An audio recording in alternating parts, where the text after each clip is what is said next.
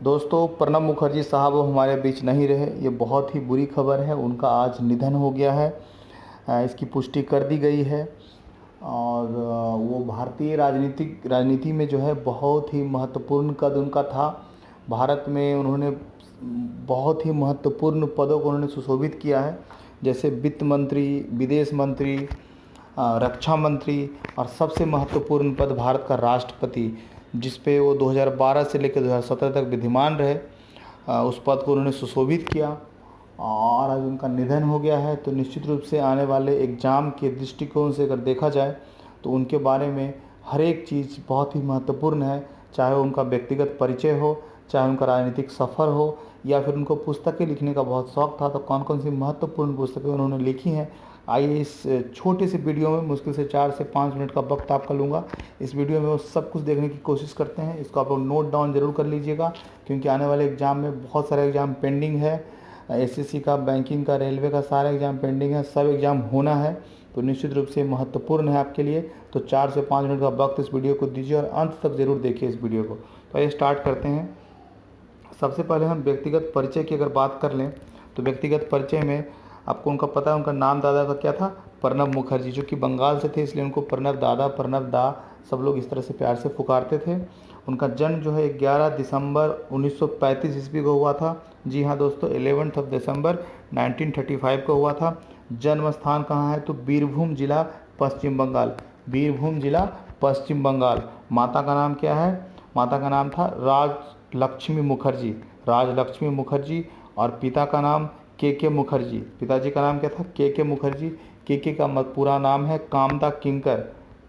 हो सकता है कहीं पे आ जाए ऐसा क्वेश्चन जिसमें पूरा कंप्लीट नाम हो, इसलिए मैंने के का मतलब बता दिया, कामदा किंकर।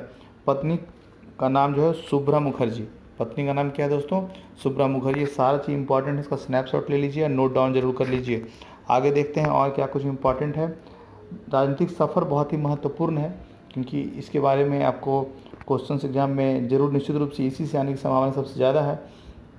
तो सबसे पहले दोस्तों, राज्यसभा की सीट, अपर हाउस जिसको कहा जाता है राज्यसभा, 1969 में चुनकर जो है पश्चिम बंगाल से ही, कांग्रेस पार्टी से नहीं, एक दूसरी छोटी पार्टी थी, उससे आप लोग सर्च करके मुझे बताइएगा कमेंट में कौन सी वो पार्टी थी, उससे वो चुनकर राज्यसभा अपर हाउस में पहली बार आए थे।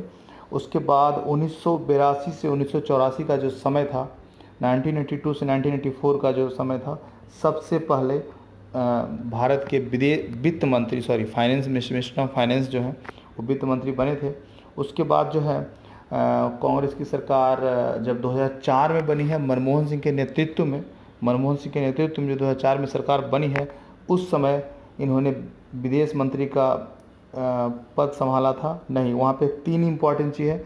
जो 2004 से 2014 तक का कांग्रेस का 10 साल का शासन था, उस 10 साल में इनका जो पूरा टेन्योर है आप समझिए। सबसे पहले इन्होंने डिफेंस मिनिस्टर का पद संभाला था। सबसे पहले इनको क्या किया था?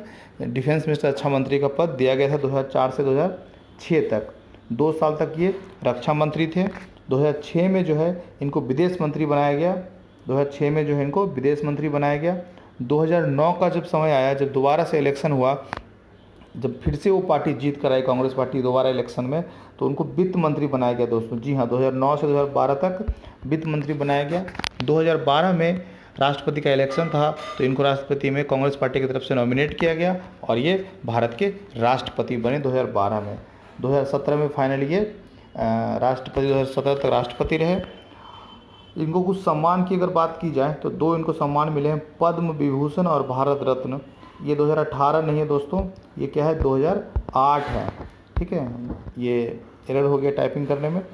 पद्म विभूषण जो इनको है वो 2008 में दिया गया है दोस्तों। इनका सम्मान 2008 में दिया गया है। और भारत का सबसे बड़ा सम्मान इनको भारतीय जनता पार्टी के जब उनकी सरकार थी, हालांकि ये नेता शुरू से राजनीति इन्होंने कांग्रेस पार्टी की तरफ से की है, बट फिर भी जब भारतीय जनता पार्टी की सरकार थी तो 2019 में इनको भारत रत्न से नवाजा गया।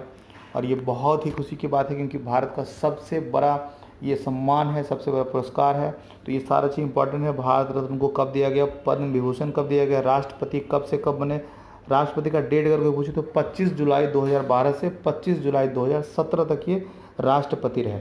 आप नोट कर लीजिए, 25 जुलाई 2012 से 25 जुलाई 2017 तक ये राष्ट्रपति रहे थे। ये इनका राजनीतिक सफ़र है। पूरे आप देख लीजिए, सारे महत्वपूर्ण पद, वित्त मंत्री, विदेश मंत्री, रक्षा मंत्री, राष्ट्रपति, सारा सम्मान, पद्म विभूषण, भारत रत्न, सब कुछ इनको मिला हुआ है दोस्तों। कुछ और देखते हैं। इनको पुस्तकें लिखने का बहुत शौक था, हालांकि उन्होंने बहुत सारी पुस्तकें लिखी हैं, आप गूगल पे जाके सर्च कर लीजिएगा। बट कुछ इंपॉर्टेंट पुस्तक है जो एग्ज़ाम के लिए बहुत महत्वपूर्ण है और ये आ सकता है, उसको मैंने यहाँ पे इंक्लूड किया है। एक जो इम्पॉर्टेंट पुस्तक है मिड टर्म पोल, ठीक है, 1969 में मिड टर्म पोल नाम से एक पुस्तक लिखी थी। उसके बाद 1984 में जब ये पहली बार वित्त मंत्री बने थे, emerging dimensions of Indian economy नाम से इन्होंने एक पुस्तक लिखी थी। 2014 में एक पुस्तक आई है, the dramatic decade days of Indira Gandhi. Indira Gandhi के साथ इन्होंने जो वक्त बिताया ये समय है, the dramatic decade days of Indira Gandhi. एक और पुस्तक है कोलिशन ईयर्स, ये इनकी आत्मकथा है। कोलिशन ईयर्स 1996 से 2012, ये इनकी आत्मकथा है। ये जो बुक है, ये आपको बताना है ये बुक कब लिखी गई है, कोलिशन ईयर्स। ये कमेंट में आप लोग बताइए कि ये बुक कोलिशन ईयर्स कब लिखी गई है। ठीक है, थैंक यू। इतनी इंपॉर्टेंट चीज़ें थी जिसको आप नोट कर लीजिए। और भी कुछ इंपॉर्टेंट है आपको मैं लेकर आपके सामने आऊँगा। Thank you so much for watching this video.